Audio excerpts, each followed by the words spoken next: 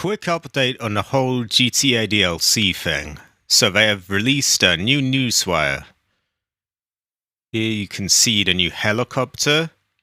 Someone's sitting on the back there. No tail rotor that I can see again. So yeah, first it looked like, maybe it's just not easy to see, but definitely can't see one. I've seen this described as a Cayo or a MD900. Kind of hard to say. Often these things take elements of both. This definitely looks new though to me actually. Before I wasn't sure, but yeah, it's a very distinctive tail. Anyway, let's make this quick. There's good stuff here. Upcoming improvements to the GTA Online experience. Currently, the GTA Online experience is pretty horrible. Coming as part of the Criminal Enterprises on July 26th. This is July 22, 2022. Alongside a host of new gameplay additions, a fleet of new vehicles, and much more to come next week and in the weeks to follow, GTA Online The Criminal Enterprises will implement a significant number of overall experience improvements, including many requested by players via the GTA Online feedback website. So apparently they do listen to that occasionally. Thanks in no small part to this vast resource from our community, we have a wide range of improvements and upgrades to the overall experience of GTA Online for all current platforms, including the latest generation of consoles. That almost makes the new console seem like an afterthought rather than the main thing. Not saying they are, but I think they're making it clear that old gen is, supported. Anyway, let's do this quick. There's good stuff. Business protections and upgrades. Starting July 26th, players will be able to engage in business activities, including sell missions, in private invite-only sessions. You'll be able to register as a VIP, CEO, or MC president in invite-only, crew, and friend sessions, allowing business owners to source and sell at their own pace, or with their friends. Players on all platforms can easily find a new session by bringing up the pause menu selected online and find new session. Players can also continue to sell their goods in public sessions, and those who do will receive an increased high demand bonus for their efforts. That's nothing new, you've always got more if there's more players around. Low grip tires. Vehicle customization enhancements and changes. In addition to the fleet of new vehicles set to arrive this July and across the summer and fall, we've made some changes to address a number of submissions from our gearheads, LS Car Meet members, automotive enthusiasts, and beyond, including all vehicles with access to the LS Car Meet will be able to be equipped with low-grip tires, giving players even more customization options when modifying vehicles at the LS Car Meet. Vehicles will be delivered faster when requesting from a mechanic. That's a small thing, but quite important actually. They're often pretty slow.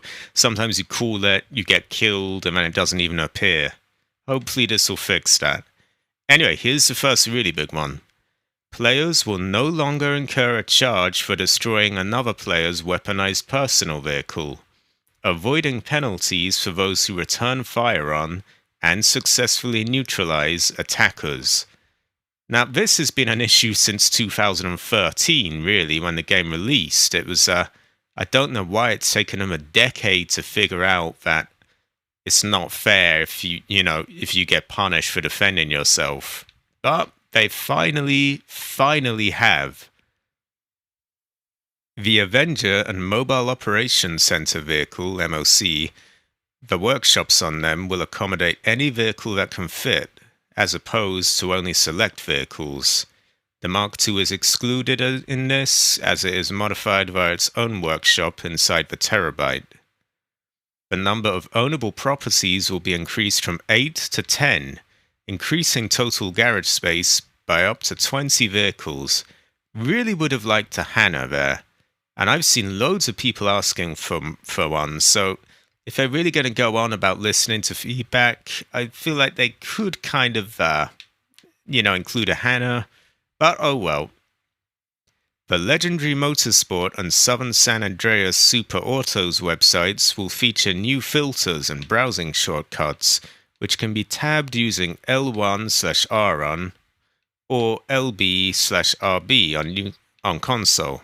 Getting a bit muddled here, sorry. Okay, now we get to some big stuff here. Really big stuff, the best of it, really. Plus, the effectiveness of the homing missiles on the Pegassi Oppressor Mark II has been reduced, and its countermeasures will have increased cooldowns and fewer uses. This is a bigger deal than it sounds on the surface. Sure, they're just saying, oh, the effectiveness is reduced, which is still vague, but they have a different type of description for the countermeasures. Before they were saying that the countermeasures, their effectiveness would be reduced. Now they're actually saying what's happening to them. They will have increased cooldowns, and there'll be less of them. Now chaff, I'm pretty sure they only had, 10? So not going to have so many of them. And they'll have increased cooldowns. Hopefully countermeasures and other stuff aren't affected like that. But the big deal to me here is not just that they've told us how countermeasures will be changed, but they've added a bit of a distinction between effectiveness being reduced and, simply having less of them. That gives me more hope that the homing missiles will actually be nerfed instead of just, say, less of them or, increase cooldown. No, I'm actually starting to think they will get a proper nerf now because they've made a bit of a distinction there. That has the effectiveness reduced and countermeasures to actually say, increase cooldowns, fewer uses. I really hope they do that anyway. Now this is quite nice as well. Meanwhile, the Sparrow helicopter will have chaff and flare countermeasures available when being modified inside the Kasaka to make it less vulnerable to enemy fire. Now, you're not going to get them both at once, I'll say that right away. You have to choose. But the Sparrow that you can cool up right on the spot next to you will be able to have chaff and flares, or flares rather. So that's pretty good. That is the only helicopter of its kind I can think of that can do that. So yeah, that's very nice actually. It will be very effective for PvP for me actually, because then I can have a chaff helicopter. I could probably take down a Mark II with that. Or at the very least, be effective for people on foot. Plus, if you're grinding of a Sparrow, it's always good to have some extra protection. As with all other areas of GTA Online, we will continue to monitor player feedback on this change and how it impacts the streets of Los Santos. That sounds like they might roll things back if people aren't happy with it. So, again, be very vocal about what you like and don't like. You don't like the orb, make sure you let them know you don't like it. Otherwise, they're not going to know. You don't like Mark II, let them know. Pretty obvious stuff, but yeah. Here we have a little look at how snacks are going to work. So they're not in the wheel itself, but you have it as a button here when you bring up the wheel. So, hold weapon wheel, R3, click in the right stick, and you'll use armour.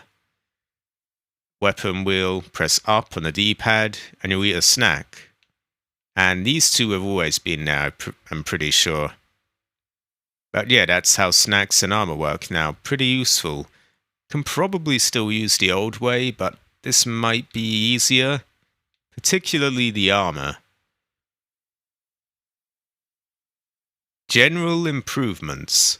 Whether assisting Franklin in his recovery of Dr. Dre's missing music, or partying in the music locker, visiting El Rubio's tropical haven, or simply wreaking havoc with friends across the city, players across southern San Andreas can look forward to a slew of new, highly requested improvements arriving July 26th. When delivering security contracts back to the agency, Players will be able to enter via helicopter or walk in through the entrance on the roof, rather than needing to enter through the front door at the ground level. Minor change. When managing an auto shop business, your auto shop staff will now be much more likely to successfully deliver a customer's vehicle without issue. Previously, they would just ban it about and you get paid less. That's small but good. To make getting around certain locations easier, players will be able to jog inside the Diamond Casino and Resort, the Music Locker, and nightclubs. Again, small, but I like it. I found it pretty tiring having to slowly walk around those. Players will be able to purchase max ammo for all weapons at once in the interaction menu. Players will also have easier access to snacks and armour through a single input while the weapon wheel is up. We looked at that with that picture actually. Plus, if a player fails and quick restarts a mission, snacks will be restocked to however many they started the mission with. I like the majority of that. I don't know if I like buying max ammo for all weapons at once. It's a minor change, but what I'm getting at here is I don't think they ever should have let you buy ammo through the interaction menu. Doesn't really make any sense. The whole point, part of how a weapon is balanced is that the ammo will either be more limited or less limited than the other weapon. Take a Resident Evil game. You get a rocket launcher, it's probably only going to have one shot. Your handgun, plenty of shots. Your incentive not to use the rocket launcher is that you only get one.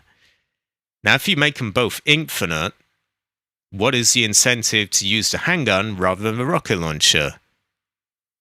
Well, it's the same thing here that it would be in a game like Resident Evil or any other.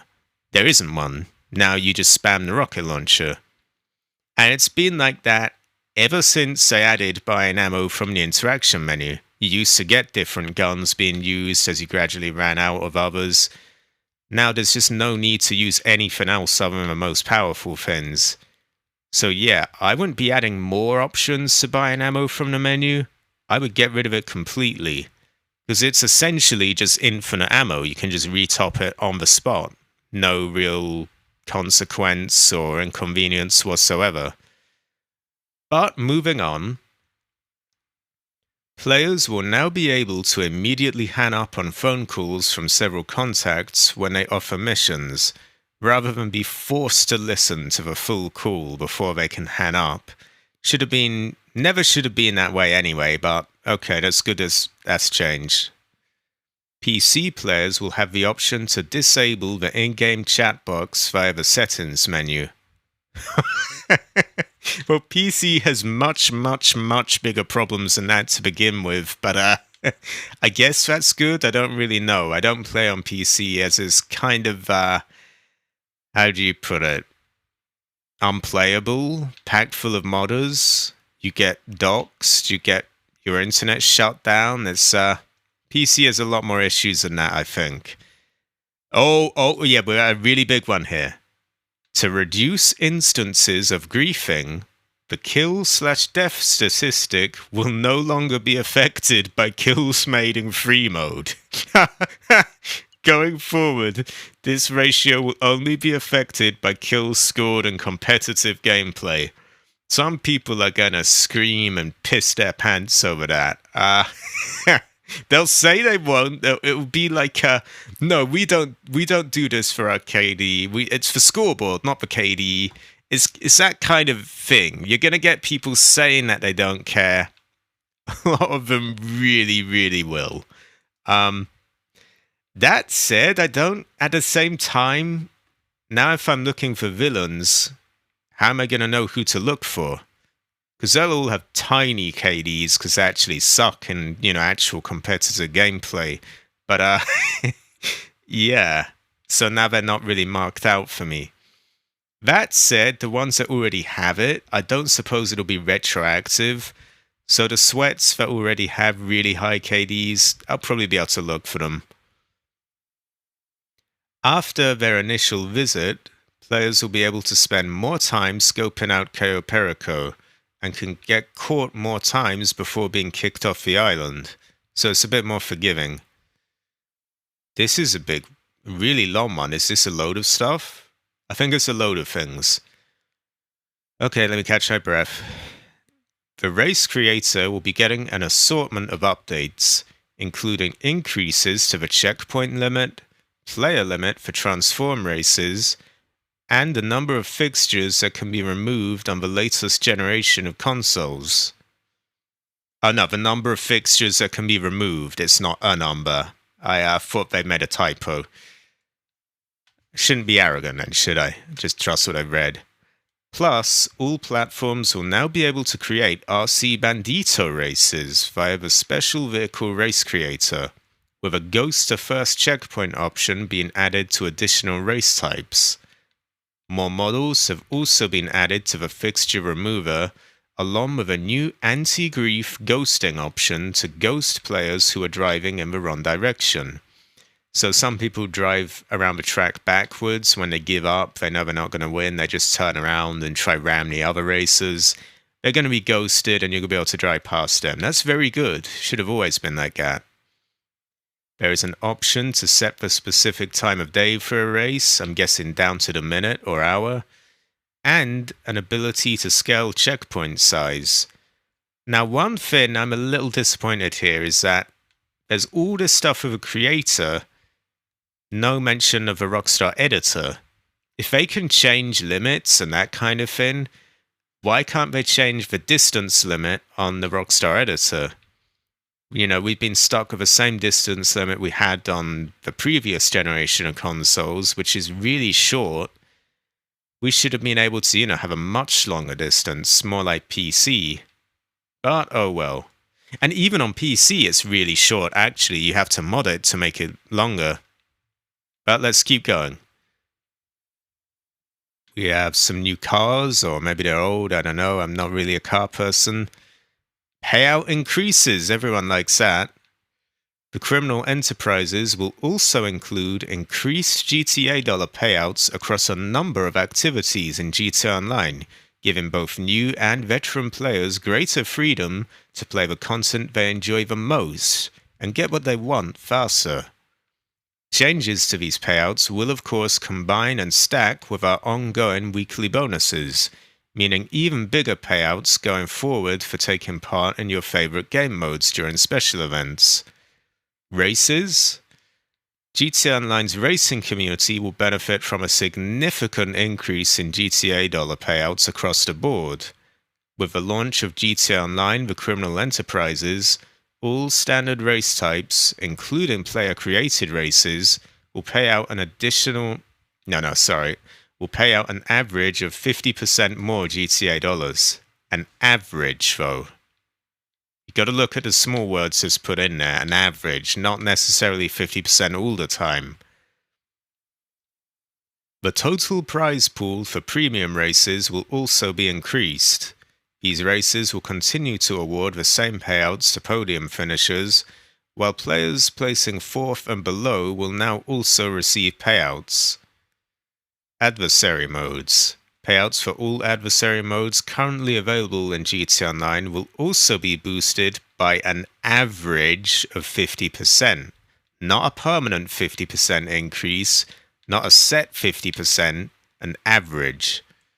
Meaning players can now earn extra GTA dollars taking on opponents in unique modes like Sumo Remix, Overtime Rumble, and many more. Heists, I think that gets people's attention more, doesn't it? To encourage group play, all players joining heist setups will receive 50% more GTA dollars from the current payout. Additionally, now notice that they haven't said on average, that it's more like a set 50% here.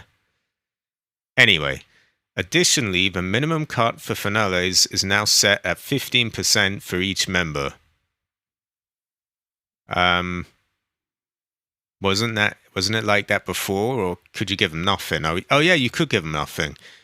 Is that a good change though? Because sometimes if I'm with a friend, I want to give them the big cut. Ah well, whatever.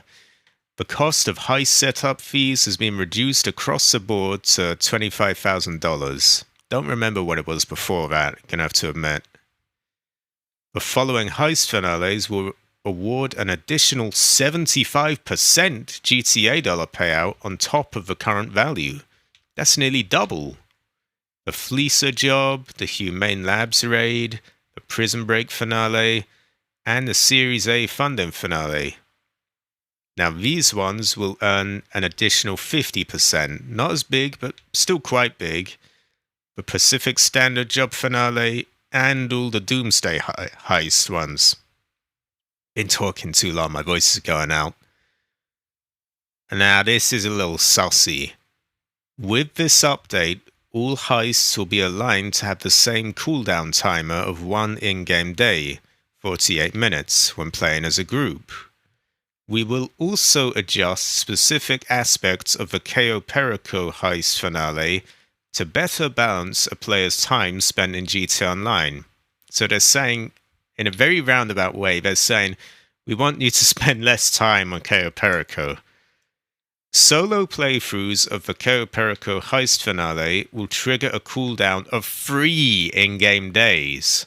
That's a 3 times longer the cooldown on it. And after stealing a high-value primary target in the Cayo Perico heist finale, the higher value primary targets will appear less often for the next 72 hours. 3 days? Or are we talking real hours here?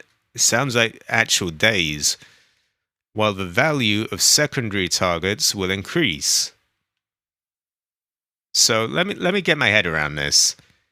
After you steal the main target, higher value main targets will be less likely to appear.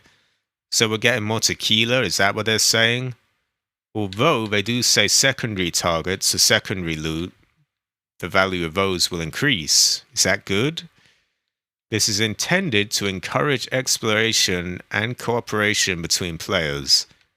Maybe changing up which targets you're mainly focusing on will do that, but this other bit, no, that's just intended to make you do it less. 3 in-game days, don't really like that.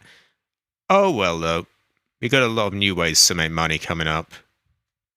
Here we have a picture of some GTA Online players. Don't see anything new. There are boosts for organizations and MC members. Bodyguards, associates, and MC members will earn substantially more GTA dollars for joining and participating in organization and motorcycle club activities. When you're not busy running your own operation, join a friend or fellow player to earn big without risking your own stock. The baseline salaries for all of these people are doubled, ensuring all players are able to earn GTA dollars fairly while working for another GTA player. In addition to doubled salaries, MC members will also receive an increased payout for taking part in cell missions. Pretty sure they already got a pretty good payout, but okay. Bodyguards and associates will now receive payouts for participating in cell missions, properly reflecting their contributions. This is a little vague. Properly reflecting their contributions. Does that mean that the more you do, the more you get paid? Fees related to renaming organizations have also been reduced, so it's cheaper to change your organization name. First-time payout boosts. Players will receive an email on their iFruit, their phone, detailing first-time payout boosts across criminal careers. All CEOs, VIPs, and MC presidents can benefit from these bonuses, even if they've already completed certain activities prior to July 26th. So these aren't really first time if you've already done them and you're getting them. Executives, whoa! Executives get a 3 times payout for the new export mixed goods cell mission. Not entirely sure what that is, but 3 times is good. This can be accessed through your executive assistant after one of your new warehouse staff members have acquired their first batch of special cargo. This sounds like sort of, we talked about it in the previous video, but kind of self-filling cargo, I think. Businesses will produce stock at 3 times their regular speed, returning to normal rates after your first cell mission is completed, so not that big since it's not permanent. Gun runners have their research speeds tripled for their first research item. Production speeds are also tripled, but just like bikers, they return to normal after the first cell mission, so not that huge a deal. A nice boost, but don't expect it to last. All business battle goods will contain triple the usual amount, but again, they will return to normal after the first cell mission is completed. Your first cell mission for any of these businesses will reward double the usual amount of GTA dollars, which is quite good, but again, not a lasting thing. Limited time payout boosts for MC presidents, VIPs, and CEOs. Motorcycle club work, club challenges, clubhouse contracts, and member challenges will award double payouts for a limited time. VIP work will also award double payouts for a limited time. This sounds more like an event week rather than a main, big change. We're finally near the end. Sorry if this has been a long one. With more to come. Thank you all again for taking the time to share your valuable feedback with us. We will continue to review your submissions via the GTA Online feedback website and look forward to sharing the criminal enterprises with you on July 26th for PlayStation 5, PlayStation 4 or console, Xbox Series X/S, Xbox One or console, and PC. Check out yesterday's Newswire article and trailer, which I will link up there in the upper right corner, showcasing some of what's slated for the summer season and beyond, and stay tuned to the Rockstar Newswire for the latest news. I think there was a little bit more, but different stuff talked about in that, so I will link that in the end screen, which is coming up about now.